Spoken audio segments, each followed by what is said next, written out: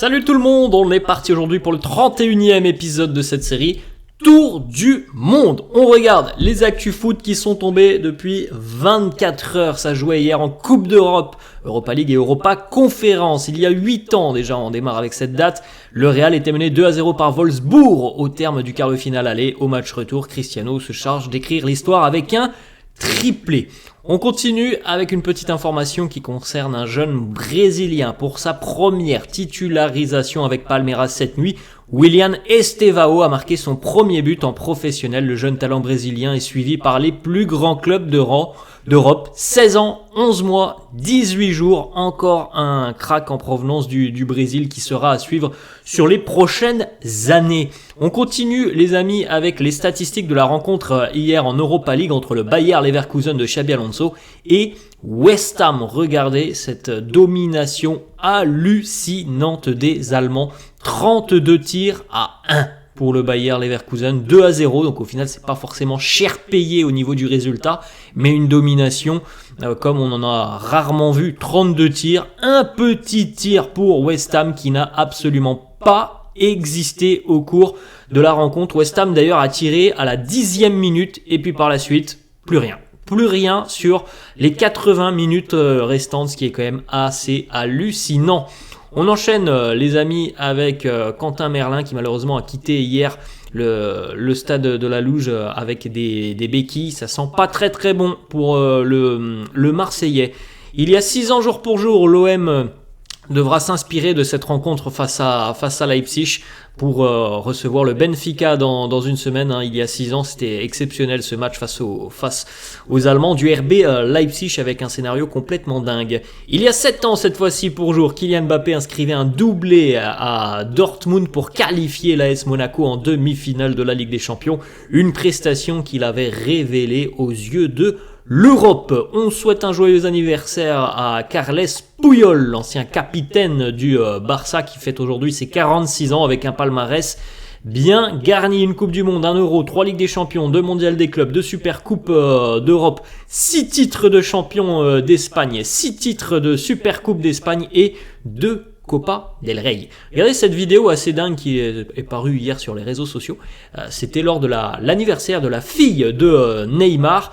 Et on voit Neymar faire un geste sur son téléphone. Et tout le monde a tout de suite compris ce qui se passait, puisqu'on le voit très distinctement sur le téléphone de Neymar. Il est en train de jouer au poker pendant l'anniversaire de sa fille. Il a quand même un sacré problème avec les paris sportifs et les jeux d'argent plutôt. On continue les amis avec une petite information du côté de l'Arabie Saoudite. Al Hilal a remporté la Super Coupe d'Arabie Saoudite hier aux dépens d'Al Ittihad. Al Hilal enchaîne un 34e succès consécutif, 34 victoires consécutives. C'est quand même assez exceptionnel. Daniele De Rossi, depuis sa prise de fonction en tant que coach de l'AS Roma, 16 matchs, 11 victoires, 3 nuls, 2 défaites. Victoire à San Siro, 1-0 hier lors de ce quart de finale 100% italien entre l'AC Milan et la Roma. Victoire 1-0 hier pour les Romains du côté de San Siro. Stat aussi pour Liverpool, parce que c'est quand même assez dingue ce qui s'est passé hier à Anfield. Liverpool qui était quand même assez largement favori de sa rencontre face à l'Atalanta. Liverpool a quasiment dit adieu à une qualification en demi-finale puisque les Reds ont été battus à domicile, il faut le souligner, à Anfield, 3-0 par l'Atalanta. C'est la première défaite à domicile depuis février 2023. À l'époque, c'était face au Real pour les Reds de Liverpool, ce qui est quand même assez dingue, 3-0 à domicile. On continue avec la défaite de Lille hier du côté de Villa sur le score de 2-1.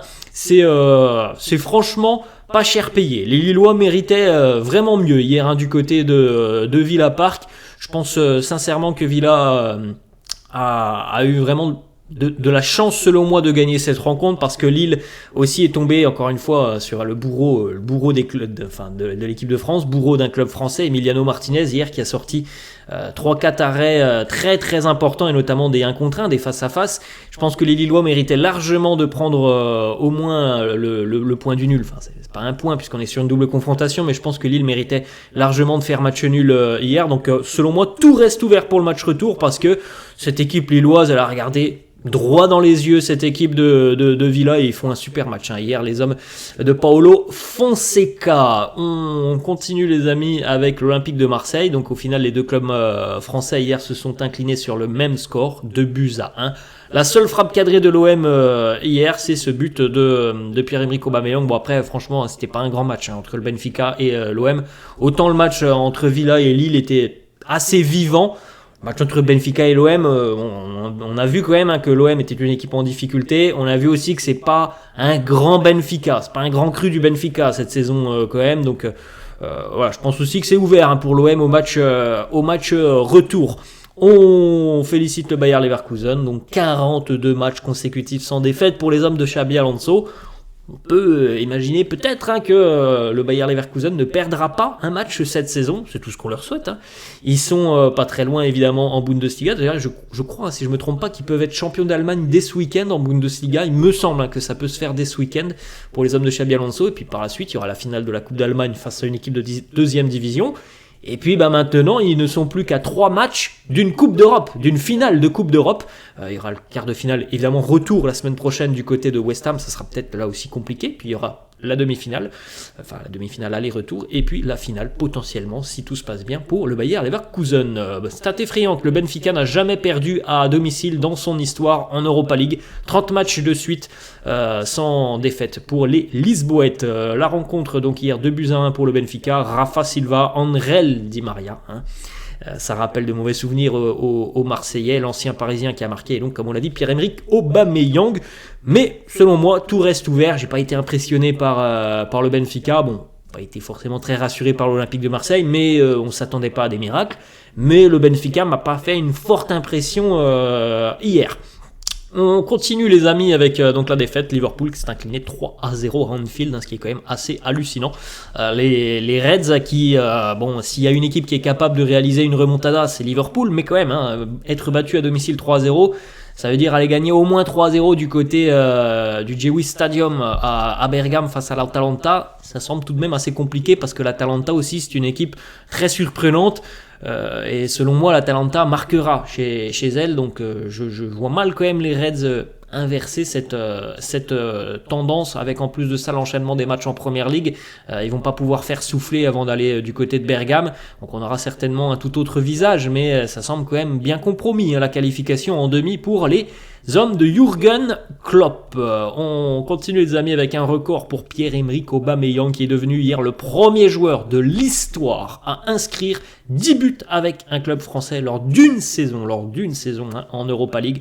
Il est en feu en Europa League, c'est pas tout à fait le même joueur en Ligue 1, même s'il a marqué en Ligue 1. Les stats sont démentiels pour Aubameyang en Europa League cette saison. C'est quand même assez dingue. On continue les amis et on va enchaîner avec d'autres informations. Faut descendre un petit peu. Ollie Watkins, très belle stat pour l'anglais du côté de Villa cette saison, le double-double, 25 buts, 10 passes décisives, buteur contre Lille. C'est des stats énormissimes pour Ollie Watkins. La célébration hier de la Copa del Rey à Bilbao, c'était démentiel, vraiment magnifique tout ce qui s'est passé, toutes les célébrations du côté du Pays Basque pour l'Athletic. Il y avait une foule incroyable, je ne sais pas combien de personnes il y avait, mais c'était absolument démentiel avec des bateaux qui étaient présents, des pirogues, on avait de tout hier du côté de Bilbao. On poursuit les amis, on va du côté de Riyad Mahrez qui était de retour chez lui à Sarcelles. Il a régalé les petits qui ont pu faire des petites photos avec Riyad, qui ont pu échanger aussi quelques petits ballons avec l'ancien Citizens. Les Lillois qui étaient chauds hier à Birmingham avant le choc donc face à Aston Villa. Petite information, Raphaël Varane sera absent quelques semaines en raison d'une blessure musculaire survenue il y a une semaine face aux Blues de Chelsea. Bon, c'est pas une très très bonne nouvelle tout de même, parce que la fin de saison se rapproche et surtout les choix de Didier Deschamps pour l'Euro vont aussi se rapprocher. Dans un mois, on est le 12 avril, je crois que dans un mois à peu près, Didier va annoncer la liste des joueurs retenus pour participer à l'Euro. Sur Instagram, on a vu cette petite story habituelle d'Aubameyang avant le match face au Benfica. Marseille me dit fini-les. Bon, il a marqué en tout cas au bas, et même s'il y a des défaite, l'OM reste en vie avant le match retour. Les supporters marseillais qui ont finalement eu droit hier de se rendre à l'Estadio de la Luz, c'est plutôt une bonne nouvelle. Ça veut dire aussi qu'on aura des supporters du Benfica du côté du Vélodrome la semaine prochaine. Je crois qu'il y avait 2000 Marseillais hier du côté de l'Estadio de la Luz. On regarde, les amis, l'équipe type de la semaine en Ligue des Champions. Vous pouvez jeter un petit coup d'œil avec cette équipe type. On a Vitinha notamment qui est présent pour le Paris Saint-Germain. Sinon, on n'a pas d'autres joueurs du PSG, ce qui n'est pas forcément une surprise parce qu'il n'y a pas eu un très grand match parisien.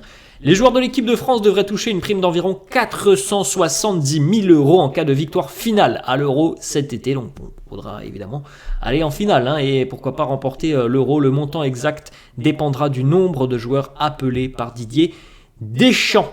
On continue les amis avec Christophe Dugarry hier au micro de Rotten sans flamme qui s'est lâché sur le cas Mbappé qui nous dit « J'ai envie d'attaquer l'homme qui a montré le pire du football hier soir et le pire niveau attitude que peut avoir un joueur de très haut niveau. » J'ai entendu les propos de Christophe Dugarry en direct et il est vrai que on a vu Mbappé qui...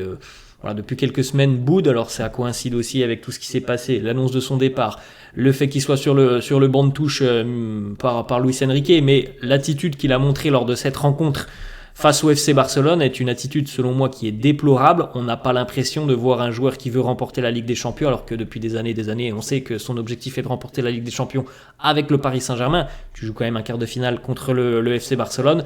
Selon moi, voilà, l'attitude de Mbappé, son implication sur cette rencontre était déplorable. On continue les amis avec Ronaldinho qui sera sur le clip d'un son de Eus l'Enfoiré intitulé La vie de Ronnie, ce qui est quand même assez dingue.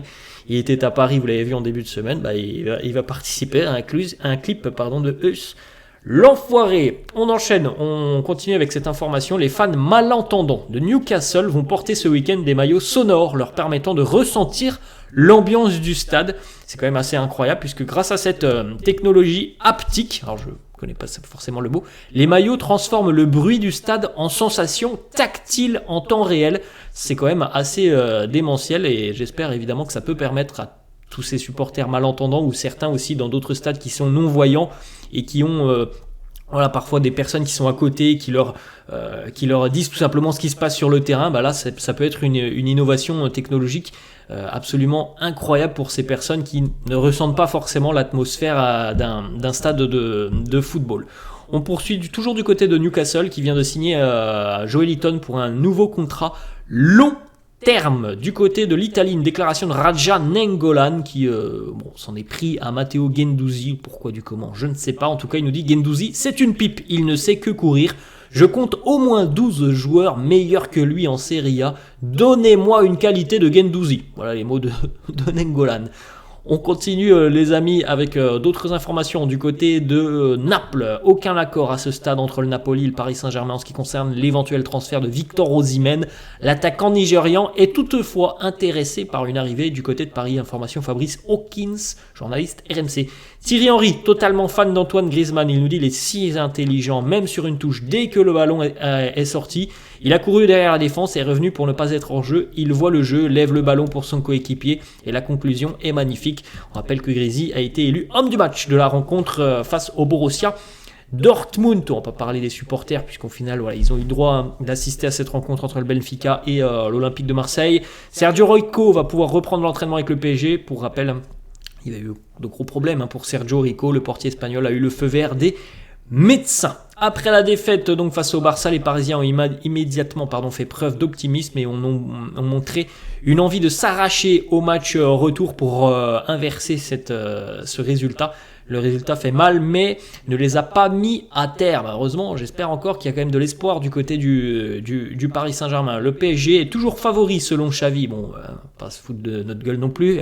C'est le Barça qui est venu s'imposer à Paris. C'est le Barça qui a fait meilleure impression. Donc évidemment, pour décharger la pression de son groupe, on peut comprendre la déclaration de Xavi, mais tout le monde sait que maintenant le grandissime favori c'est bel et bien le Barça de cette double confrontation. Le PSG est toujours favori, il a fait un grand match mais nous sommes parvenus à le minimiser. C'est une belle victoire contre l'une des meilleures équipes du monde. Nous sommes à mi-chemin, ce sera difficile à Barcelone, nous devrons jouer de la même manière car le PSG est une super équipe et Luis Enrique ne fera aucun cadeau. Bon, moi, il n'y a pas de problème pour dire que le PSG, évidemment, s'il montre un autre visage, aura des chances d'aller chercher sa qualification. Rien n'est terminé, mais à l'heure actuelle, le favori, c'est un fait, c'est le Barça. Hein. On va pas se mentir. Victor Osimhen très proche de signer au PSG. Selon les quotidiens italiens Il Mattino, Paris serait prêt à payer la clause de 120 millions d'euros, qui est quand même assez dingue hein, quand on y pense. C'est que le PSG est allé chercher Kolo Muani, 100 millions d'euros. Gonzalo Ramos, je crois que c'est, si je me trompe pas, c'était 80. Vous pouvez me laisser en commentaire, mais bref, on est aux alentours de 160 millions d'euros pour Ramos et Kolo Muani. Puis un an plus tard, tu vas aller débourser 120 millions pour Osimhen. Hein, ça montre quand même que dans la logique transfert, il y a des choses assez surprenantes hein, du côté du Paris Saint-Germain. On continue les amis avec l'anniversaire de Thiago et on a déjà vu cette vidéo hier, donc voilà, c'est la fin. On a fait le petit tour des actus foot depuis 24 heures. J'espère que tout ça vous a plu. Nous, on se retrouvera demain. Je vous laisse et je vous dis à la prochaine. Ciao.